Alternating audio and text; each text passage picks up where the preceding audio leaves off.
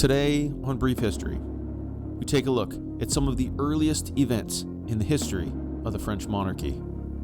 From the fall of the Roman Empire, one group would firmly secure themselves as the next serious power in what would eventually become known as the Kingdom of France.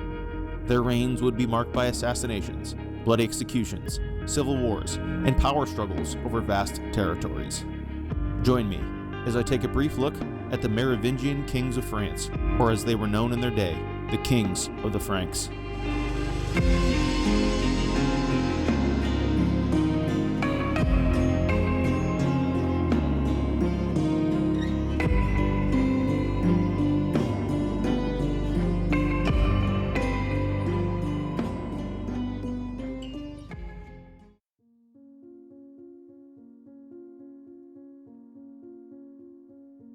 We begin our look at the Merovingian kings with the events leading up to the inception of the Frankish kingdoms. In a territory known as Gaul, a Roman territory in Western Europe, tribalism was generally the way of the land, with tribal chiefs leading different groups of people in different areas of the territory. Gaul was an area that very roughly made up what we know today to be France, Belgium, Luxembourg, and parts of Switzerland, the Netherlands, Germany, and Italy. Between 58 and 50 BC, the Roman general Julius Caesar subdued Gaul via the so-called Gallic Wars, and Gaul thereby became a province of the Roman Empire at that time. The Romans brought forth an era of peace and proper administration, controlling the area for 4 centuries. However, in the 4th century AD, invasions began to plague the once powerful Roman Empire, and its decline became apparent. In a part of the region known as the Lower Rhine, a group called the Franks established themselves, and they would ultimately become the group of people that would exert dominance in the coming centuries. The Franks were not initially a united peoples, and different Frankish peoples existed. Interestingly, the Franks were thought to have been one of the last groups of peoples to establish themselves in the region of Gaul, with other peoples like the Visigoths, the Burgundians, and the Vandals moving into the territory first. Of the Franks, the so-called Salian and Ripuary Franks were the most common, although there were certainly others who would, in time, be absorbed into these groups. The Salient Franks are the most important group to this story, as, over time, they would exert themselves as the dominant Frankish force. The Salian Franks were initially and generally said to have been located in an area that today would be northern France and Belgium. The Ripuary Franks, on the other hand, were further east in what we would know today as modern Germanic regions. In 451, the Roman general Aetius defeated the invasive Huns at the Battle of the Catalonian Plains, and in his service was said to have been a mythical figure named Merovius, who was said to have played a key part in the battle. Whether this is true or not can never be truly known, and there is very little that is known about Merovius, but he would nonetheless lend his name to the Frankish dynasty of kings that would establish themselves in the coming centuries in what we know today to be France, this dynasty being, of course, the Merovingians. Although there is little that is known of Merovius, there is a bit more information about his son, a man who was named Childeric. Childeric is the first Frankish king that can be attested to with some certainty due to his grave being found in 1653. He, like his father, was thought to have been in the service of Rome, ruling over Tournai through to the year 481. However, not much else is known of him or his rule. Upon his death, his inheritance was left to his son, one of the more famous kings of the Franks, Clovis I, which is where we begin a more serious look into the Merovingian kings.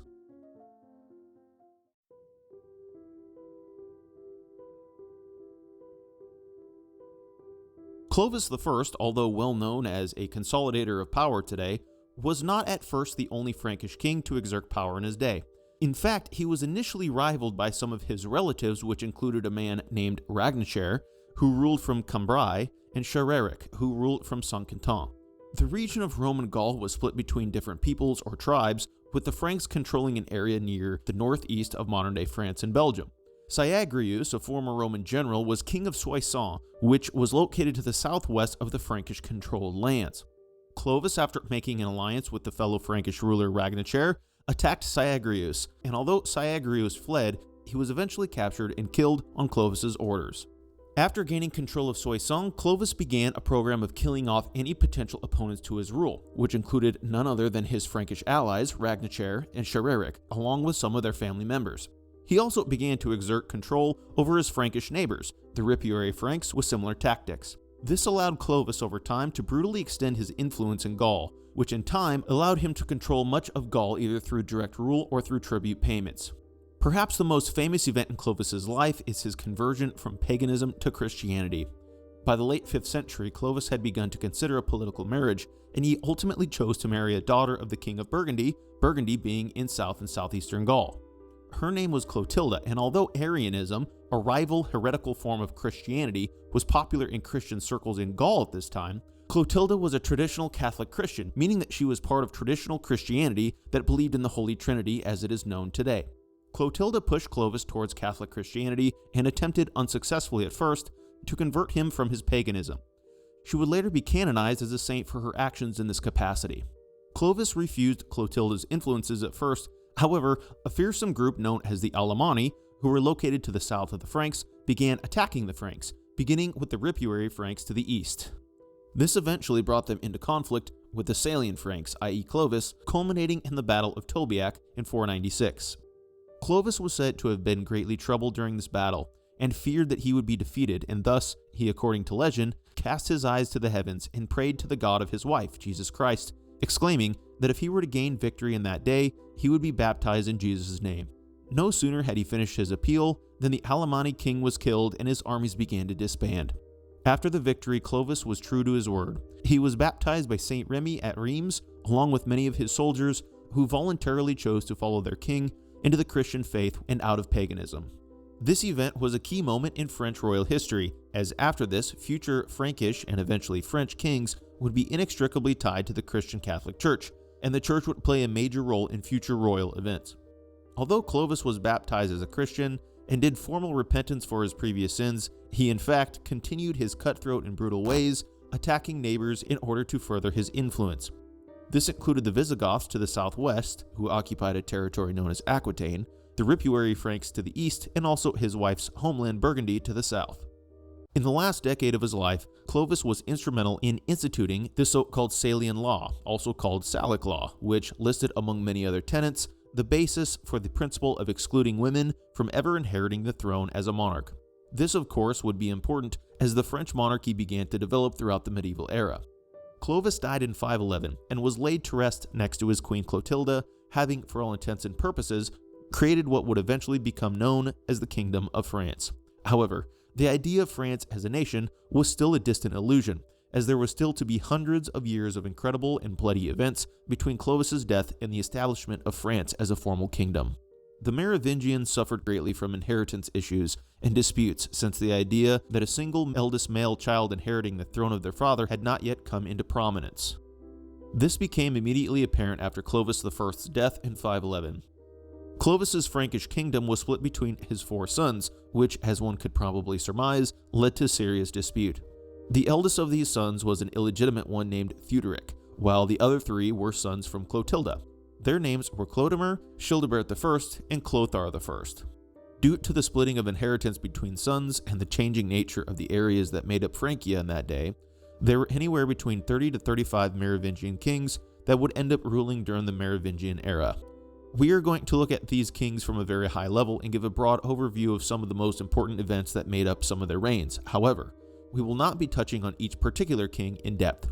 This is due not only to the fact that the information on many of these kings is limited, but also due to the fact that many times, as time went on, these kings would simply be puppets in the hands of powerful nobles and simply don't add much to the story. Additionally, it should be noted that we will be keeping track of the lineage of the so-called Pepnids, who were among this powerful group of nobles that would exert influence on the Merovingian kings in time. They, in the end, would end up taking control from the Merovingians, as we will see, beginning a new dynasty known today as the Carolingians. We will be keeping track of all these people via family trees, which should assist in streamlining the discussion and clarifying who we are talking about at a given time. Of the sons of Clovis I, Clothar I will become most important. All 4 of the brothers, like their father, were keen on utilizing whatever method necessary to exert control, which unsurprisingly included political assassination, the tactic that had worked so well for their father in decades prior. Clodomir died first, and he, unfortunately, left 3 young sons. 2 of these boys were murdered by their uncles, Clothar I and Childebert I, with their servants and tutors being killed as well. The 3rd son somehow escaped and was able to join the church, going on to be canonized as Saint Cloud. Clovis's bastard son Theuderic died next, leaving a son named Thibert, who died in 548. Although Thibaert left his son as well, he was incapable of ruling and died in 555. Therefore, Clothar I inherited Theudoric's lands. The next of Clovis' sons to die was Childebert I, who died childless in 558. With his death, the last remaining brother Clothar I inherited the rest of his father's lands and once again unified the kingdom under one ruler. Unfortunately, the unification was not to last long.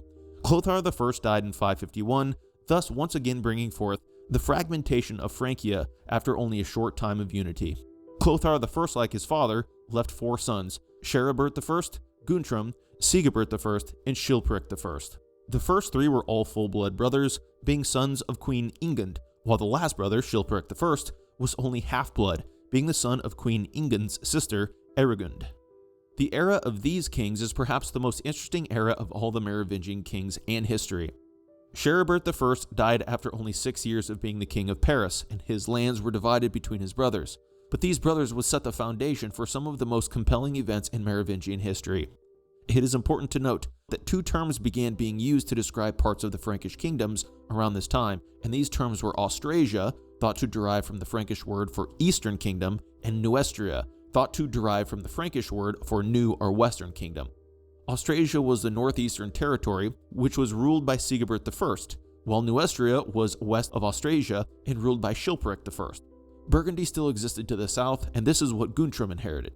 Merovingian history showed that women, although barred from ever inheriting the throne, could exert serious force if they were in the right position politically, and this is most evidenced by 2 women that were wives of the remaining brothers after Childebert I's death.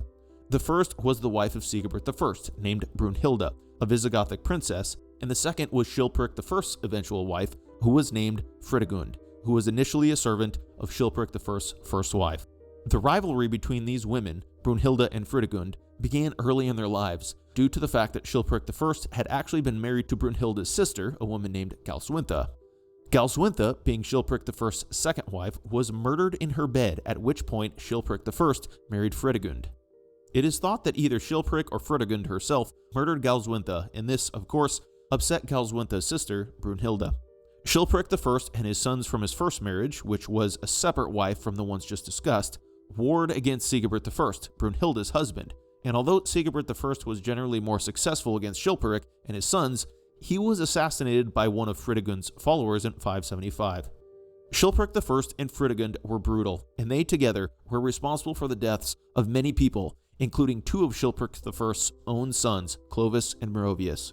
Fridegund had Chilperic's son Clovis killed after he and her quarreled with one another, and Chilperic imprisoned his son Merovius, who would eventually be killed, after he decided to marry Sigebert I's widow, Brunhilda. Chilperic I found himself at one point with no sons, since the last of his sons, not mentioned here, had died in battle. Thus, he decided to adopt his nephew, known as Childebert II, who was the son of the assassinated Sigebert I and Queen Brunhilda. However, he soon regretted this decision after another son was born to him and Queen Fridegund. This son would eventually become known as Clothar II, and he will come up again shortly in a major way. In 584, Chilperic I was assassinated by unknown assassins, thereby bringing to the forefront Brunhilda, mother of the now King Childebert II in Austrasia, and Fridegund, mother of the now King Clothar II in Nuestria. Both of these women became focal points of power within their respective realms, being conniving and brutal, ordering many assassinations in order to retain their influence over the royal court. In fact, Fridegund attempted not only to have Brunhilda's son Childebert II assassinated, but also to have her brother-in-law, Guntram, who was still ruling in Burgundy, assassinated as well. This was unsuccessful, and Childebert II eventually joined forces with his uncle Guntram for a time. However, Guntram died in 592, with Childebert II following him to the grave 3 years later in 595. Childebert II, who had inherited Guntram's territory of Burgundy upon Guntram's death, left 2 sons, Theudebert II and Theuderic II, both of whom were influenced by their grandmother Brunhilda. Theudebert II received Austrasia, while Theuderic II received Burgundy. Fridegund, brutal as she was, died peacefully in 597, leaving her son Clothar II on his own as king of Nuestria. Clothar II warred against his first cousins once removed, Theuderic II and Theudebert II, being defeated by them in 604. However, Brunhilda turned her 2 grandsons against one another, which caused one of the brothers, Theuderic II of Burgundy, to reconcile and join with Clothar II of Nuestria. Thus, Theudebert II of Austrasia was defeated, taken prisoner, and presumably killed. Nonetheless, Theuderic II and Clothar II's alliance didn't last long, as they once again became disgruntled with each other and again went to war. However, Theuderic II died before he could attempt to defeat Clothar II, and thus the thrones of Austrasia/Burgundy were once again vacant. Brunhilde was still alive, and upon the death of her grandsons, Theuderic II and Theudebert II, she attempted to have her great-grandson, known as Sigebert II, recognized as King of Austrasia. However, she was now fiercely opposed internally in Austrasia by a group hostile to her, which included two noteworthy men, Arnulf, Bishop of Metz, and Pepin of Landen, or Pepin I, both of whom will be ancestors of the Carolingian line of kings that will eventually replace the Merovingians. Pepin was a powerful Austrasian magnate, and he, along with Arnulf, made overtures to Clothar II of Nuestra in hopes of eliminating Brunhilde from the mix. Clothar II, who we must remember was the son of Fredegund, was only too happy to make an agreement with the disgruntled magnates, invading Austrasia, which resulted in the death of Sigebert II and the capture of Queen Brunhilde.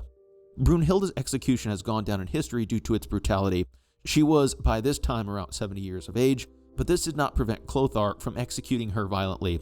She was tortured and paraded around on a camel before having her limbs and hair tied to the ends of wild horses, who tore her apart and trampled her under their hooves. Brunhilde and her great-grandson Sigebert II's death, although brutal, once again unified the Frankish realms under one ruler, Clothar II. Clothar, who we remember had been king of Nuestra for the most part, was keen on securing Austrasian succession, and so had his son Dagobert I crowned as king of Austrasia while he still lived. Arnulf, Bishop of Metz, and Pepin of Landen, the two conspirators against Queen Brunhilde, were chosen as Dagobert I's close advisors. In fact, Pepin would eventually be made Dagobert's so-called Mayor of the Palace, a position we will touch on shortly. Unfortunately, Dagobert I and his father Clothar II became disgruntled with one another, specifically due to the fact that Dagobert had not received all the realms that had constituted Austrasia. Dagobert was a capable ruler, and in the end, his father Clothar II was forced to concede lands to his son before dying in 629 after a 46-year reign.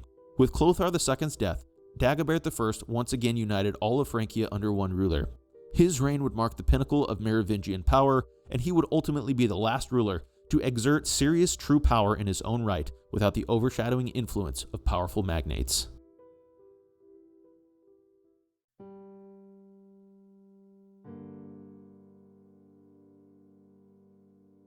After becoming king, Dagobert I's younger half-brother, a man who would become known as Charibert II, tried with the help of his uncle to overthrow Dagobert.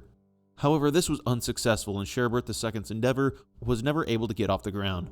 Nonetheless, Dagobert did not punish his half-brother Charibert due to the fact that Charibert II was believed to have possibly been intellectually disabled. The uncle who was involved in the plot, however, was put to death. Dagobert I allowed his half-brother Charibert II to rule over the region of Aquitaine in the southwest as king from 629 until his death a few years later in 632. Dagobert I, despite having close ties to Austrasia, being king there during the reign of his father, decided he would rule from Nuestra instead. This upset the Austrasians, who wanted their king to remain in Austrasia. Thus, Dagobert installed his illegitimate son, a child who would become known as Sigebert III, as king of Austrasia. Pepin of Landen would ultimately become an important figure during the reign of Sigebert III, although this may not have been initially as mayor of the palace. In fact, this position may have been given to other important nobles at this time, as there was thought to have been factious fighting between the powerful Austrasian noble families during this period. We remember that Pepin of Landen had been the Austrasian mayor of the palace for Dagobert I when his father Clothar II still lived.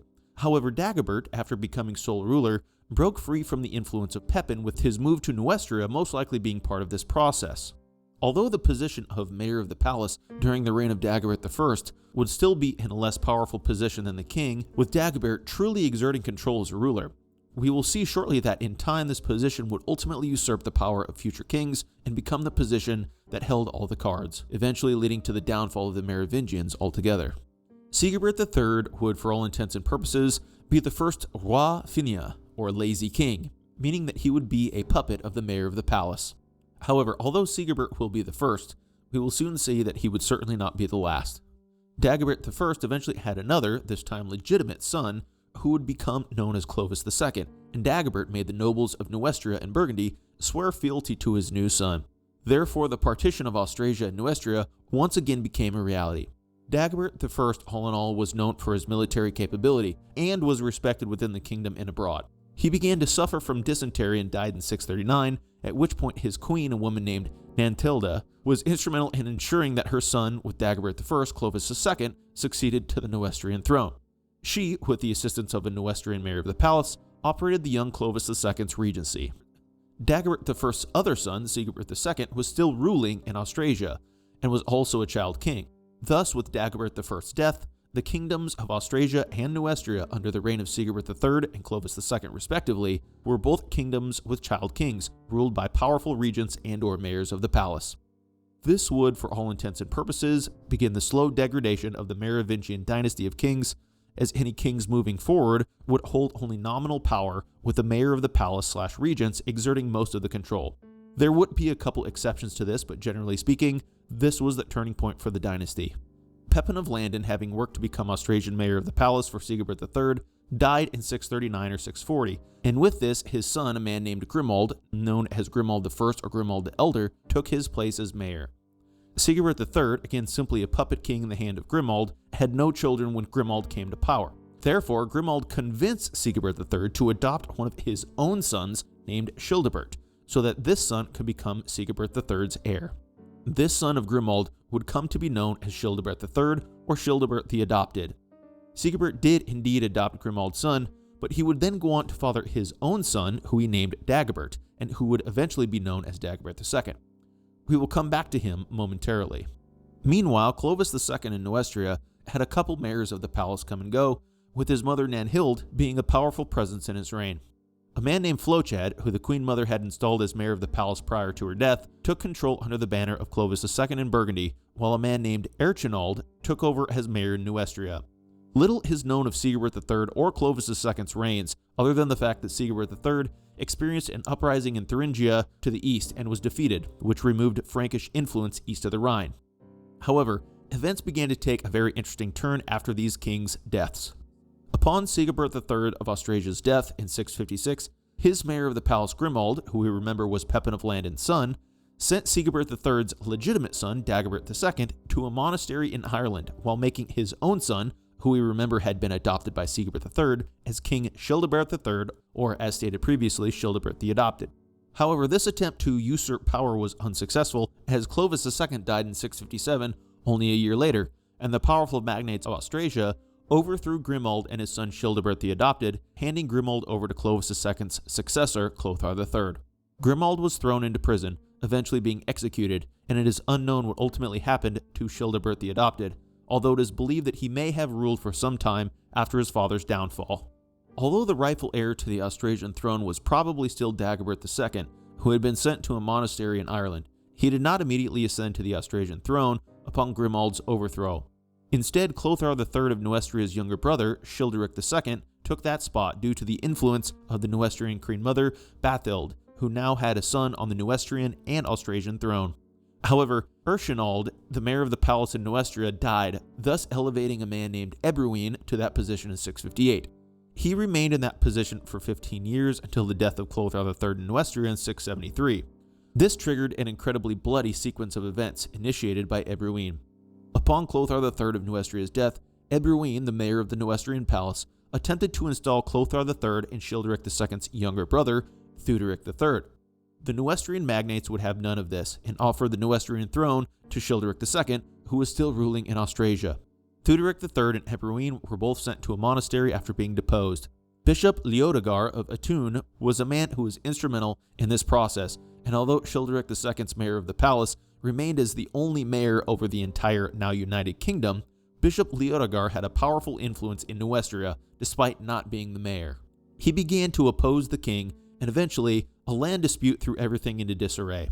Leodegar was captured and sent into exile to the same monastery as Ebroin, who we remember had been deposed by Leodegar in the first place. However, Childeric II and his queen began to be seen as oppressive, and thus they were both brutally assassinated along with one of their young sons in the forest of Livry in 675. Nonetheless, Childeric II actually had another young son named Chilperic alive at this time, who was not killed and will come up again shortly.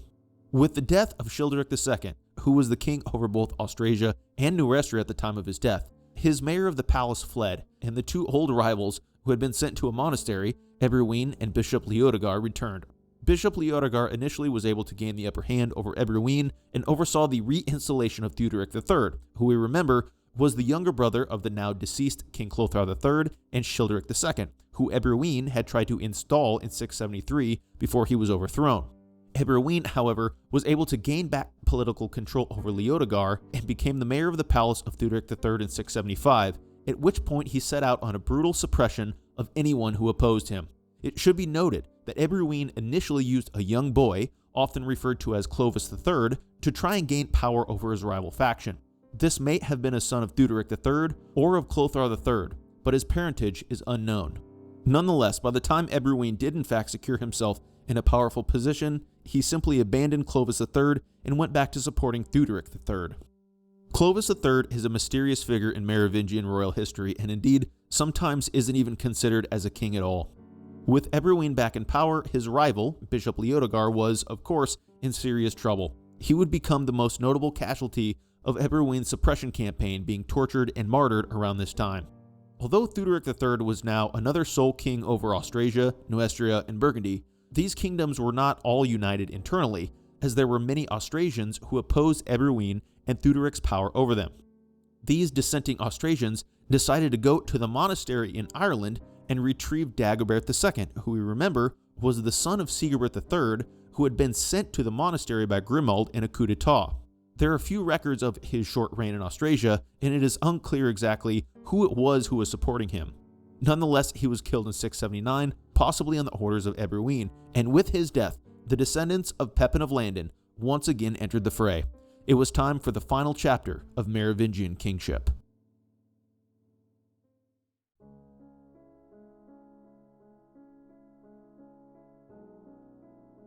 Pepin of Herstal, aka Pepin II, was a grandson of Bishop Arnulf of Metz and Pepin of Landen, both of whom had been instrumental in overthrowing Queen Brunhilde decades prior. Grimoald would have been Pepin of Herstal's uncle. Pepin of Herstal may have already had some form of powerful control in Austrasia by the time that Dagobert II returned from the monastery and was killed, but this can't be known for certain. What is known for certain is that Pepin II in Austrasia and Ebroin in Neustria did not get along. Ebroin initially gained the upper hand when he defeated Pepin at the Battle of Lusofau, although this victory would be short-lived. Shortly after this victory in 680, Ebroin was assassinated by a Neustrian Frank named Ermenfred, who Ebroin had been plotting against. Ebroin's successor, a man named Warato, sued for peace with Pepin II, and an agreement was reached for a few years. However, after Warato's death, the Neustrians made a man named Berchar, Warato's son-in-law, mayor of the palace, and civil war once again broke out between the Austrasians and the Neustrians. This time, however, Pepin of Herstal gained the upper hand with his victory at the Battle of Tetri in 687. Berchar was assassinated, and Pepin was able to extend his influence to now include Neustria as well. Theuderic III was still the Merovingian puppet king at this time, but he died in 691. Thus, Pepin oversaw the installation of 3 puppet kings over a united Frankish kingdom, which included Clovis IV, a son of Theuderic III who ruled from 691 to 695, Childebert III, another son of Theuderic III who ruled from 695 to 711, and Dagobert III, a son of Childebert III who ruled from 711 to 715. None of these kings exerted any control and again were simply puppets in the hands of Pepin II. Pepin had 3 sons, Grimoald, Drogo, and Charles. Although Pepin exerted control in Neustria, he was an Austrasian at heart, and thus he had left a man named Nordibert in control as mayor in Neustria. Upon Nordibert's death, Pepin's son Grimoald, aka Grimoald II, took over the position of mayor in Neustria. However, both of Pepin's legitimate sons, Grimoald and Drogo, died prior to Pepin. Thus, when Pepin of Herstal died in 714, while Dagobert III was still king, he had only one son remaining, Charles. Charles is famously known today as Charles Martel due to his military prowess, Martel meaning, quote, the hammer. However, he was an illegitimate son, having a different mother than the deceased Drogo and Grimoald. Drogo and Grimoald's mother, a woman named Plectrude, wanted to make sure that her bloodline remained in control, and so she attempted to have her grandson named Theudald, son of Grimoald II, installed as mayor of the Neustrian palace upon her husband Pepin of Herstal's death. She also had her stepson, the illegitimate Charles Martel, imprisoned, although he soon escaped. This once again brought forth civil conflict in the Frankish realms. The Neustrians defeated Theudald at the Battle of Compiègne and appointed a man named Ragenfried as mayor, of the Neustrian palace. When the puppet king Dagobert III died in 715, the Neustrians chose to elevate as king a son of Childeric II. We remember that Childeric II had been the sole ruler over all the Franks, but was assassinated along with his wife and young son in 673. At the time of his assassination, he had an infant son who was rushed away to a monastery for his protection. He was raised in the monastery under the name Daniel, but when the Neustrians brought him out of the monastery in 715 at the age of 42, he was given the name Chilperic II. He would be the last Merovingian king to display any type of individual influence as ruler. Chilperic II, with his mayor Ragenfried, allied with a group called the Frisians and marched into Austrasia, which was being warred over by Charles Martel and his stepmother Plectrude, the widow of Pepin of Herstal and mother of Theudald. Although the Neustrians and Frisians were initially successful against Charles Martel and Plectrude, they were ambushed and defeated by Charles Martel at the Battle of Amblive, with Charles again defeating them in 717 at the Battle of Vinci. This forced Chilperic II and Ragenfried to retreat, at which point Charles turned his attention to Plectrude, being successful in defeating her and finally collecting his father's treasure. With this, Charles Martel installed a puppet king known as Clothar IV as king in Austrasia to oppose Chilperic II in Neustria. With this, the Frankish kingdom was once again divided under two Merovingian kings for the first time since 679.